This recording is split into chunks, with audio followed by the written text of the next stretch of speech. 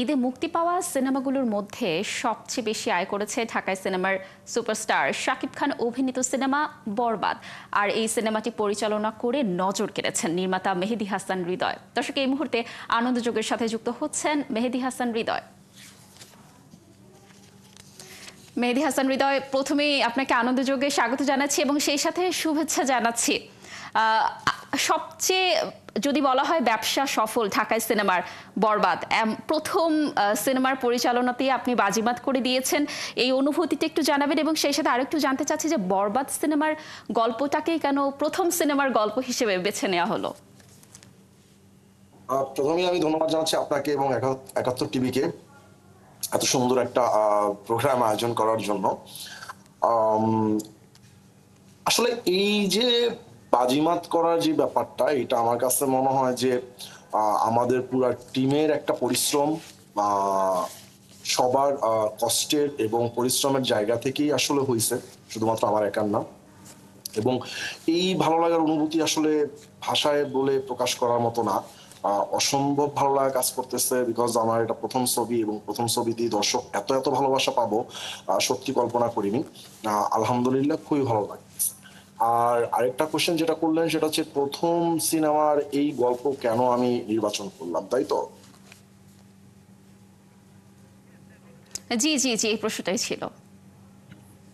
সেটা হচ্ছে এইটা কেন, আসলে এটা কোনো কিছু বুঝা হয় না, এই গল্পটা আমার প্রথমে মাথায় আসছে। মাথায় আসার পরে গল্পটা আমি একটা লাইন অফ করি, লাইন অফ করার পরে আমি গল্পটাকে বিশ্বাস করছি যে না, এই গল্পে একটা সিনেমা হইতে পারে এবং সিনেমাটা দর্শকের ভালো লাগবে, তারা এক ধরনের ভালোবাসা আমি তাদের কাছ থেকে পাবো এবং ফাইনালি সিনেমাটা সাকসেস হওয়ার পসিবিলিটিস অনেক বেশি। আসলে গল্পটা আমি বিশ্বাস করছি, আমার প্রডিউসার বিশ্বাস করছে এবং আমাদের মেগাস্টার শাকিব খান বিশ্বাস করছে। তো ওই জায়গা থেকে আসলে এই গল্পটাই করা, যে আলাদা কোনো কিছু ভাইবা এই গল্পটাকে সিলেক্ট করা হয়েছে, বিষয়টা এরকম না।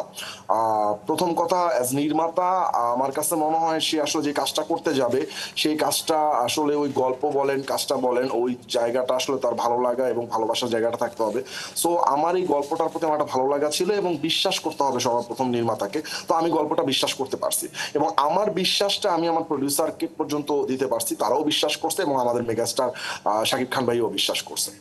এর জন্যই এই গল্পটা নেওয়া, অন্য কোনো কারণ অ্যাকচুয়ালি নাই, আমি বিশ্বাস করছি এর জন্য।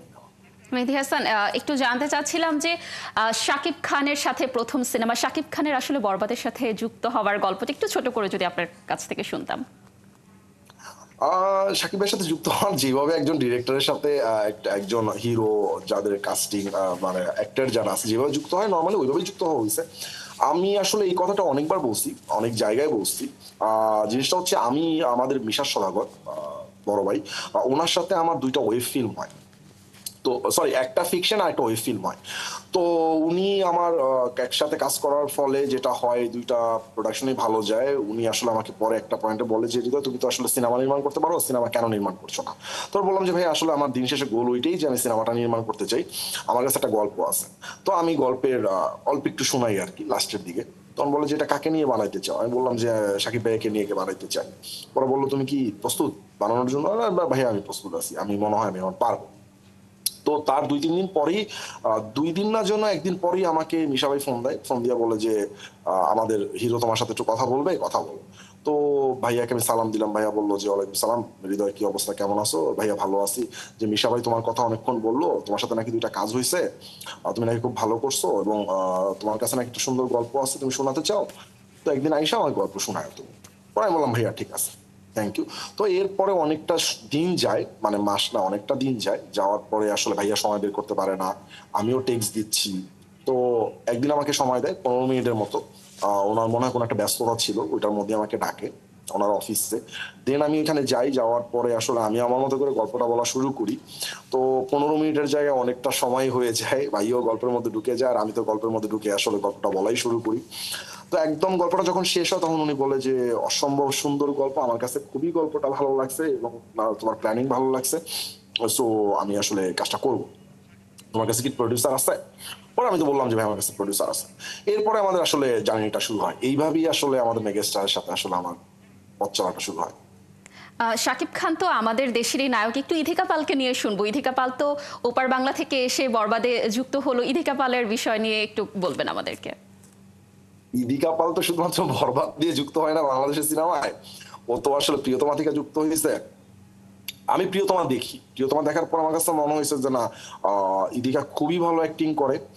আর আমরা যখন আসলে স্ক্রিপ্টটা লেখা শেষ হয়ে যায়, স্বাভাবিকভাবে আমাদের গল্পে নায়িকা লাগবে, তো আমরা বেশ কয়েকজনের নাম উঠে আসে আসলে কে করতে পারে, কে করতে পারে, কে করতে পারে। পরে ফাইনালি আমরা ইদিকার সাথে যোগাযোগ করি, ইদিকা আসলে রাজি হয়ে যায় এবং ও তো দেখলেন আপনারা স্ক্রিপ্ট ভালো করছে। অবশ্যই মেহেদী হাসান, সবচেয়ে গুরুত্বপূর্ণ এবং আমার জানার একটা প্রশ্ন, সেটা হলো বরবাদ তো ইতোমধ্যে সুপারহিট, পরবর্তী সিনেমা আমরা কবে দেখতে পাচ্ছি মেহেদী হাসান হৃদয়ের? এইটা আসলে একটু সময় লাগবে। আমি একটু গুছায় এবং প্ল্যানিং করে কাজটা করতে চাই। তো আমার গল্প লেখার কাজ চলতেছে। আমি শুরু করছি অলরেডি আমার সেকেন্ড সিনেমার গল্প লেখার কাজ। তো এইটা একটু সময় লাগবে। আমি বলতে পারি না যে আগামী ৩-৪ মাসের মধ্যে হয়ে যাবে। যতদিন পর্যন্ত আমাকে আমার মনে না হবে যে আমি প্রস্তুত, ততদিন পর্যন্ত আমি আসলে মানে কাজটা করব না। আমাকে আগে প্রস্তুত হইতে হবে, দেন আমি আসলে শুটিংটা শুরু করব। শুভকামনা মেহেদী হাসান হৃদয়, অসংখ্য ধন্যবাদ আজ আনন্দযোগের সময় দেওয়ার জন্য।